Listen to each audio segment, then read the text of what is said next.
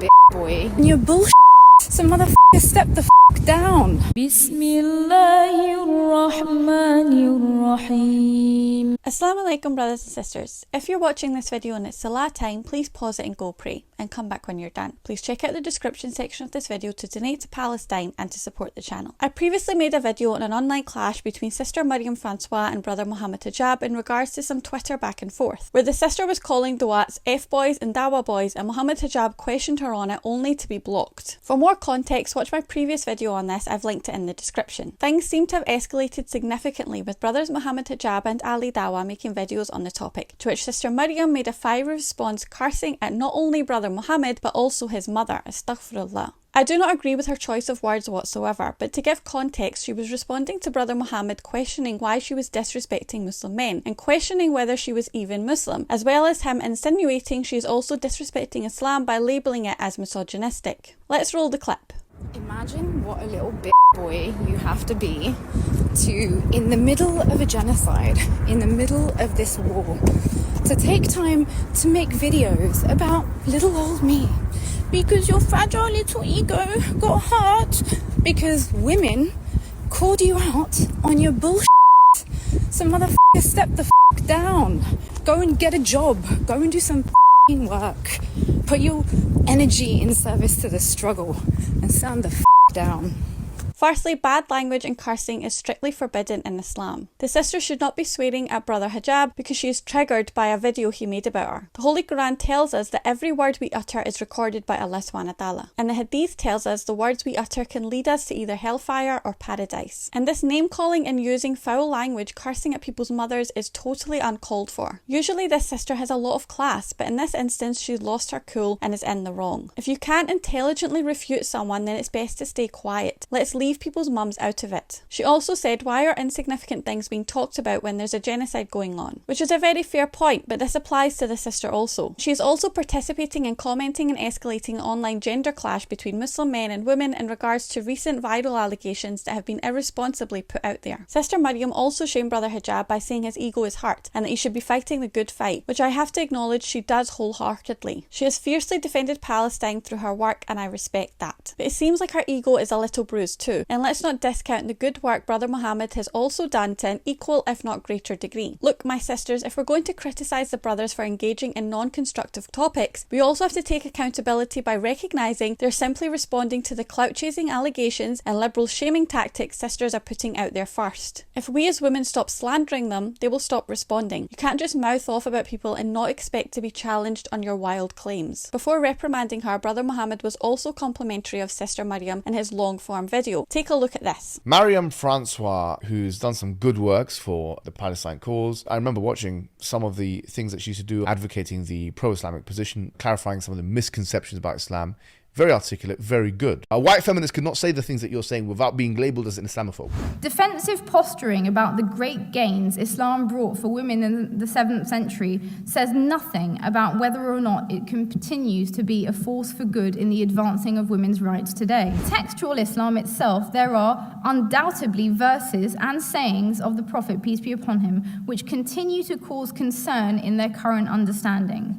The juristic and exegesis-based heritage is, in many ways, deeply patriarchal and at times undeniably misogynistic. If you as a feminist want equal rights, then prepare to face equal responsibilities. I'm not going to discriminate just because you're a woman. That would be disrespect to your feministic sensibilities. You will get refuted and repudiated and humiliated, even if it needs to be done, if you come out against any members of our society. And just because you had that card, I don't know if you still identify as a Muslim, you can go and attack a whole different tradition with your colonial mentality. No thanks. One thing I will say is brother Mohammed did walk the tightrope of doing takfir on the sister, meaning he questioned whether she is still Muslim or not. I understand he was saying so in reaction to her previous statements of kufr or disbelief when she questioned parts of the Quran and Hadith not aligning with a Western interpretation of women's rights. However, I would say she is Muslim. On her Instagram profile it says Alhamdulillah in Arabic, and she has made no statement to say she isn't Muslim, so let's not commit the grave sin of doing takfir on this sister until we know for sure. Let's take a look at Mohammed Hijab challenging Myriam Francois disagreeing with how parts of the Quran and Hadiths have been interpreted. She's talking about the prophetic sayings, which are the Hadith, and in their jurisprudential understanding, which is the mainstream normative traditional understanding, and she's questioning whether or not they're misogynistic, and she is actually saying that they are undeniably misogynistic. If I were to put the words of Myriam Francois to people in the streets, they would say these words are likely said by some anti-Islamic proponent. She's talking about a verse in the Quran, chapter 4, verse 34, and she's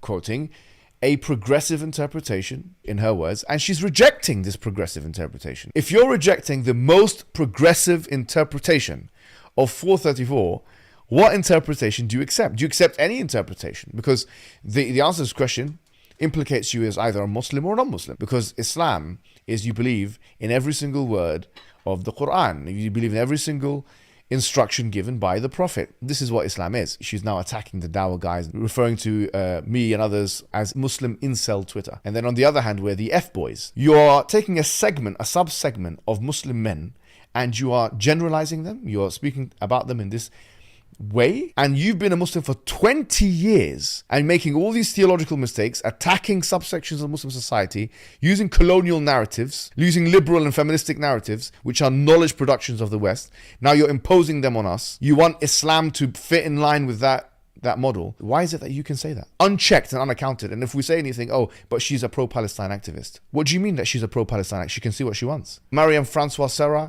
the Lawrence of Arabia of the modern age that's coming in and trying to disunite us. These gender wars, we want to create a ceasefire. And we need to understand that, yes, this is a complementary system. Men and women should come together and not have this embitterment and this hatred and this unnecessary resentment towards each other in the community, and instead we're working together in the community. From what I understand, the sisters' view is that the interpretation of the Quran and Hadith by scholars and jurists is patriarchal or misogynistic. It would be interesting to hear her personal interpretation of the parts she feels have been interpreted incorrectly. Brother Mohammed in turn responded that she is trying to make the interpretation fit in with her feminist way of thinking rather than accepting it. I personally feel that if sisters imply that the Quran or Hadith is misogynistic, then it hints they are putting liberal ideologies before the religion of Islam. Throughout Islamic history, female narrators have been widely accepted by Hadith scholars. Hazrat Aisha, the wife of the Prophet peace be upon him, narrated 2,210 Hadiths. Furthermore, the Prophet's companions would ask her about difficult issues that they themselves didn't know about. And there are many more authentic Hadiths that come from the testimony of women. Scholars don't differentiate between the Hadith narrations of men and women. Both are required to meet the same conditions for validity. I understand the point Brother Mohammed was making when he stated the sister sounded like an anti-Muslim colonial oppressor and referred to her skin colour in reference to that. However, I don't think we should be speaking about white people in this manner, as we definitely do not want to make the millions of white Muslim brothers and sisters who do amazing work for the Ummah feel alienated. As we all know, there is no racial hierarchy in Islam. Brother Mohammed was right when he said that just because someone is doing great work in terms of charity or politics for Muslims doesn't mean they should be free from criticism if they are portraying Islam in a negative light or creating disunity between Muslim men and women. And he is absolutely correct about never changing the deen to suit liberal values.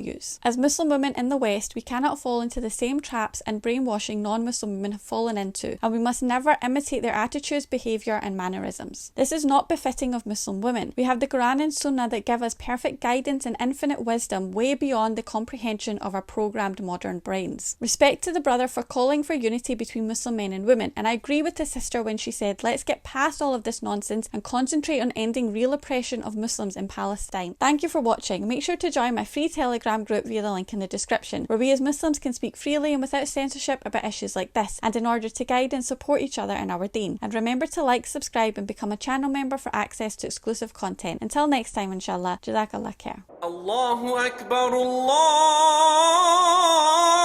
Akbar, Allahu Akbar, Allah.